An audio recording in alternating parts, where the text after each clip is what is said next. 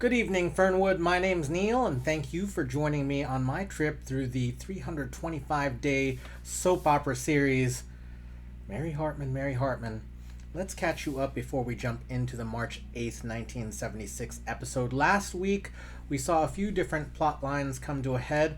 Charlie and Loretta are about to go into court with the hospital that has left Loretta unable to walk. Steve and Kathy have gone ahead and are planning to get married very soon. George got himself caught on camera with a very attractive woman. Wasn't exactly his plan, but it was kind of his responsibility anyway. And also, Mary and Tom. Last week, May came to the Hartman residence in the midst of a suicide attempt, and she spent some time recovering there. Mary has since set up a date with May's ex-husband. I hope that doesn't go poorly, because also Mary feels responsible for the death of Leroy Fetters, who, under the influence of sleeping pills and whiskey, drowned in a bowl of her chicken soup. I feel like there may be some other plot points I might be missing. Let's just get started and we'll figure out this whole mess as we go.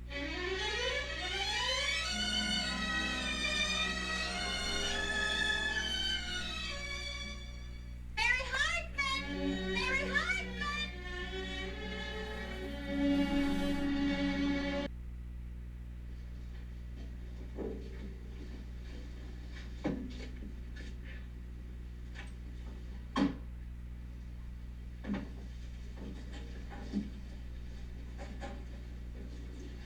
You'll be fine, Blanche.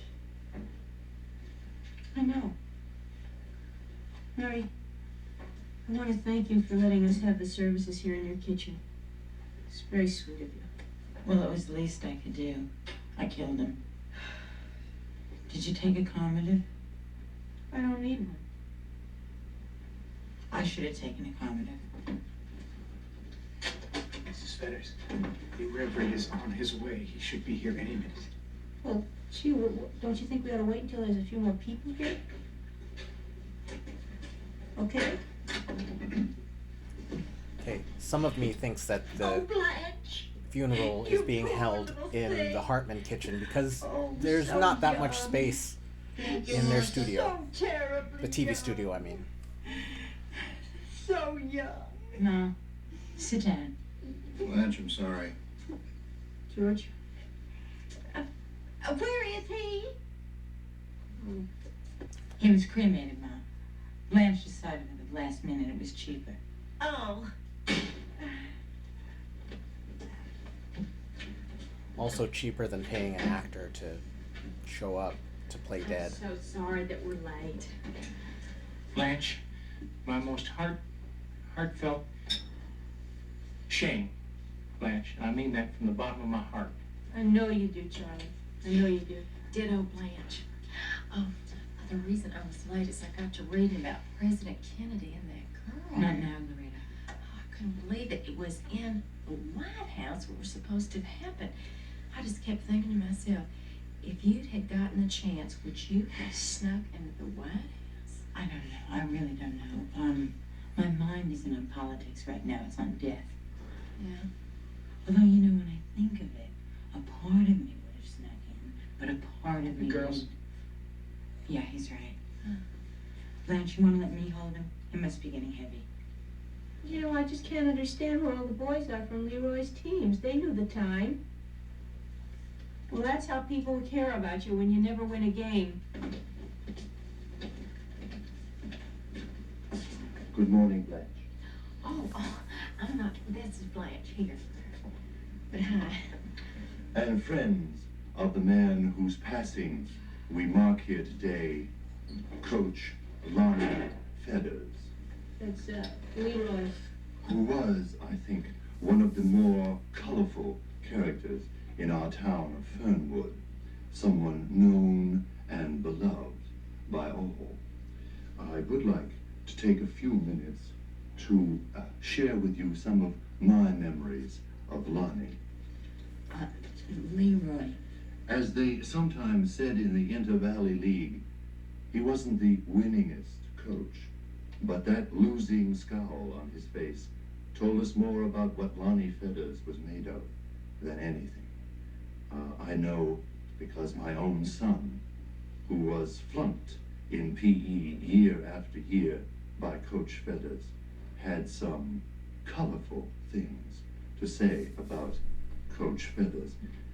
And now I believe there is someone else who would like to say a few words about Leroy Feathers, Mrs. Mary Hartman. The reason that we're in the kitchen is because Leroy died eating. And in all due respect, I felt we should have it here. Thank you, Reverend Berryfield, for that lovely introduction. And good morning, relatives, mourners,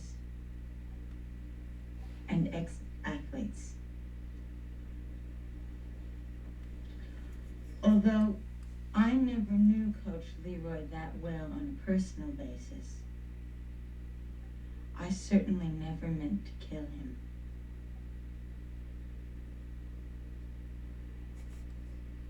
I only meant to be kind. He was sick. I brought him some soup. He drank it. And then by some act of God, he drowned. I do not want any of my friends or neighbors or relatives ever to eat anything I offer them again. I mean, even if I begged you, no, please. If you come over, we'll eat out or order in. Leroy.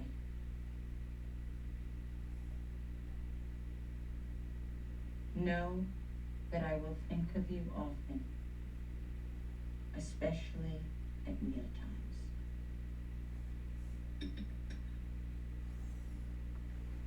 Thank you, Mrs. Hartman, for those words. And now I would like to conclude with a few lines from 1 Corinthians 2nd chapter. These are for you, Mary. I mean Blanche. For if the woman be not covered, let her also be shorn. But if it be a shame for the woman to be shorn or shaven, let her then be covered. For a man is not of the woman, but the woman of the man. Nevertheless, neither is the man without the woman, nor the woman without the man, in the Lord. Amen. I know you will want to think on these words of comfort in your moment of trial, for all of this is part of the fabric of God's life and not to be turned away from. For if we turn away from the plan and the fabric, where are we facing?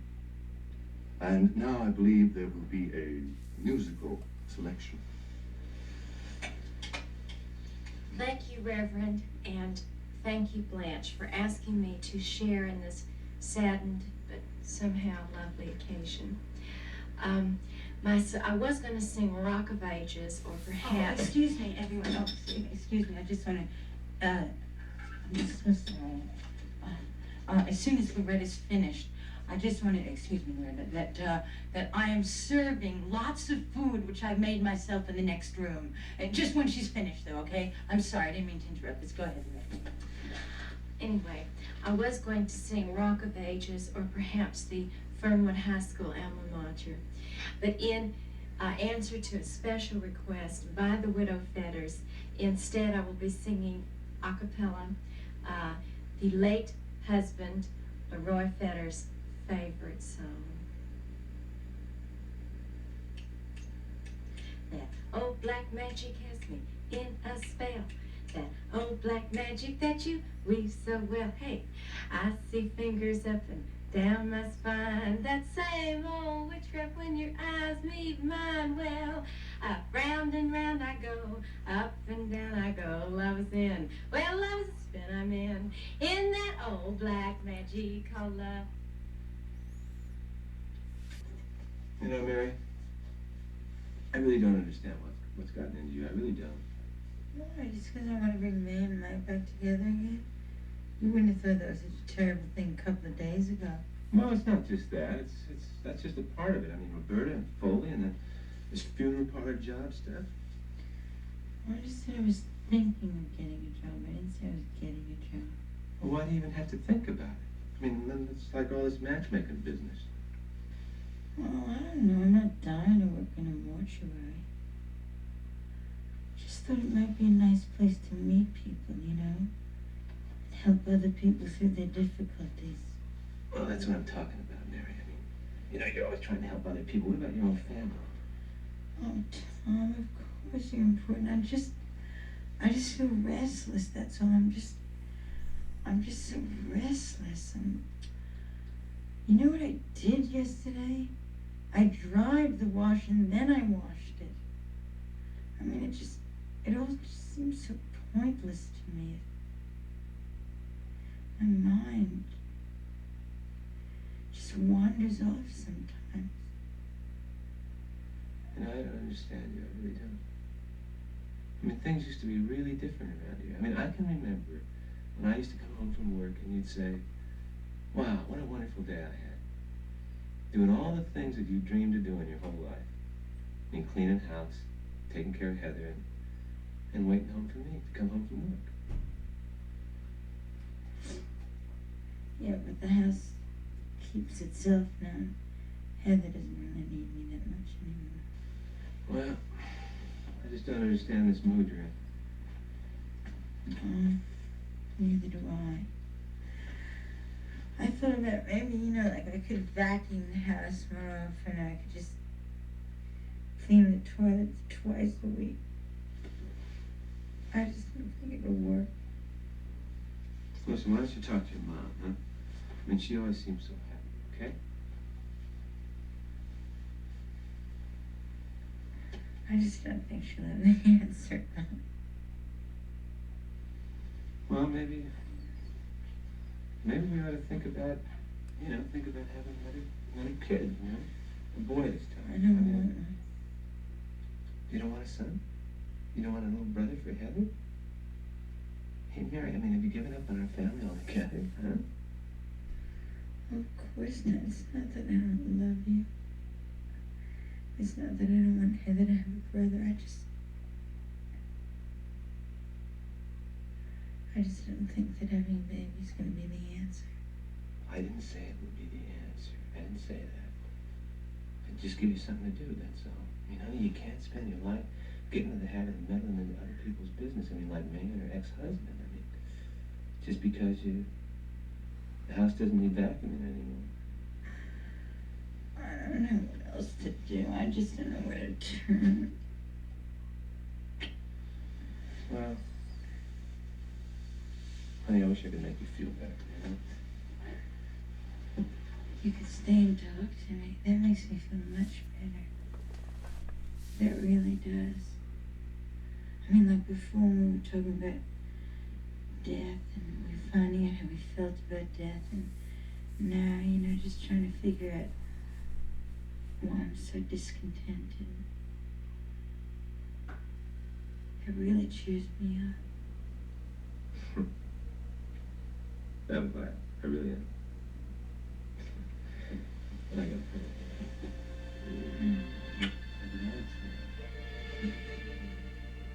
Mm. I love you. I'll see you later. Yeah, have a good day.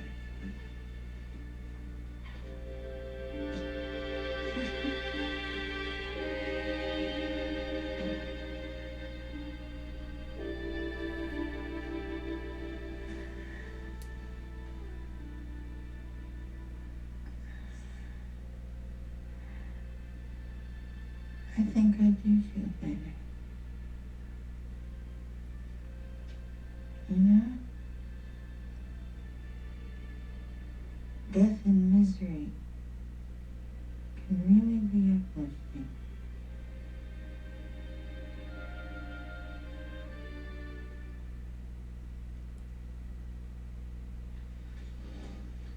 Boy, oh boy, oh boy. some union we got. They got docked a half a day for going to Leroy's funeral. They got no heart. No heart at all, just because the guy ain't a relative, you know? They got rules.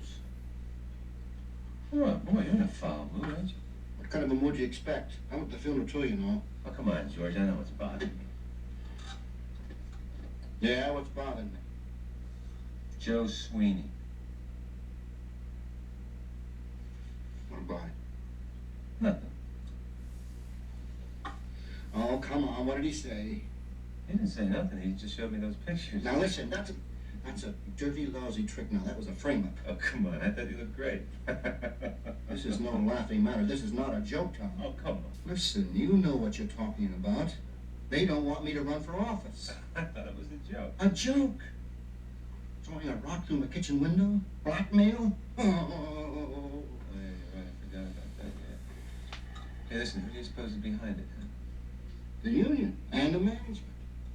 I can see how those guys are looking at me. You know what I can't understand is why. Yeah, well, maybe it's me. Why you? Well, they know how the hell I feel about conditions around here. They know how I feel. I mean, I hate the system, George. You know that. They know that. They know that I can't stand doing the same jerky thing every 32 seconds, 8 hours a day. I hate that. You know what your problem is? You don't understand. A job is a job is a job. You're not supposed to enjoy it. Why the hell can't a man look forward to coming to work every day? Why can't he command a little respect? Huh? Why the hell does he have to put up with not having one say about his working conditions? Why? Because he's a worker. There are workers and there are bosses. That's the system. Oh, you've been talking like that around the plant. Yeah, I've been talking around that. Sure, that's what I stand for, George. Everybody knows that. And that's why management's always trying to shove it to me. Yeah. That's why the union doesn't want me on the board. Because I'm a relation to you. I don't believe this. My whole life going right down the flue because I got a rotten apple for a son-in-law. Yeah, let me tell you something. Let me tip you off. You got another way to look at it, George. If you're half the man you pretend to be, you can shove that bad apple right down their throats. You know? You know why? Because it's your buddies that do the voting, pal. Yeah. Yeah. And I am half the man I think I am. And don't you ever forget it. They're not going to chicken me out of this. I'm going to go ahead with it. I don't care who Sweeney shows those pictures to, as long as it's not Martha. And Tom, I want you to keep quiet about this. Hi, George. Tom? What's he so steamed up about? Well, he's steamed up about the union elections, you know. Oh, Hey, listen, Barry, get a hold of you. She wants to talk to you. About what? Oh, wait, are you busy tonight? Oh, Tom, let's not start that again. Oh, no, I didn't mean that. No. We just want you to have a drink. I mean, have a drink with me. I mean, me and Mary want you to have a drink with us. A drink? Yeah, at the Capri. Oh, then I know what it's about. I'll bet it's about what you were talking about the other day. Oh, when you want me to stay in Fernwood for a couple of days? Well, yeah, sort of. Oh, what is it, Tom? Tell me. Oh, I love secrets. Tell me. Look, man, I don't want to spoil it for you, okay? Oh, please, Tom, please tell me. Okay. It's, you know, Mary's got this idea, see?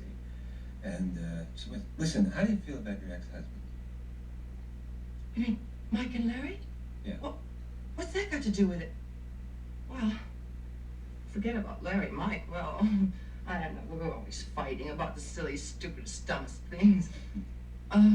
The last argument we had was about a chair. But what's that got to do with this? Oh, but one thing, you didn't hate him. Tom, tell me, what has Mary done? Well, she's got this idea that you two guys are still in love with each other. She does? Yeah, and so she talked to him. And he's coming here tonight? At the Capri Lounge tonight? Yeah. He agreed to come? Yeah, he agreed. And if you want me to call it off, why? He wants to see me? Yeah, that's why he's coming. Oh, I can't believe it. Oh, I can't believe it. I mean, after the last argument we had about this chair, oh, Tom, I've been so excited. I mean, what am I going to wear? What time? I'm so excited. Okay, great. I'm glad that May is happy to find out and to have the surprise spoiled. I guess a few elements of this episode, you know, first, of course, what an odd funeral for Leroy Fetters. I think it's appropriate to this show that everything's just a little bit off kilter. I mean, intentionally so. Some of it is like I believe that the funeral was held in Mary's kitchen because, you know, there wasn't space or budget for a whole new set for, you know, a number of people that they could fit in from their regular cast. You know, we saw no extras or any other people. We didn't even see Leroy. He was in a very, very small urn. So, yeah, a bit odd, but, you know, what I've come to expect from Mary Hartman. Then we see a scene with Mary that she's still struggling with an undiagnosed depression. She doesn't really know what to do with her life, and the direction of her life is looking a bit darker. And I feel like the seeds for this depression have been planted throughout the series. If you watch regularly, then you may recognize just subtle little weird moments with Mary, just having odd thoughts, questioning her sanity. We see a scene between George and Tom, and Tom has seen the photos of George in bed, and now George thinks that Tom is to blame for it. I'm not really sure that that's the case. I don't really know what's going on there. I guess that's going to be a plot that develops. And then finally the May scene that we talked about just a moment ago. So May is on board with coming to see her ex. Her ex is on board to come see her. And hopefully that will not be an awful mess. It might be an awful mess because, you know, that's how things go. But let us see. That, of course, is March 8th, 1976's episode. That's the end of disc 5 of this 60-something disc set. So we're getting there. I'm almost... disc 6 is the last disc in this little mini case. So I'm real excited to go to the next case. But we'll talk about that when we get there. Anyway, thank you for joining, everyone, and we will see you tomorrow night in Fernwood.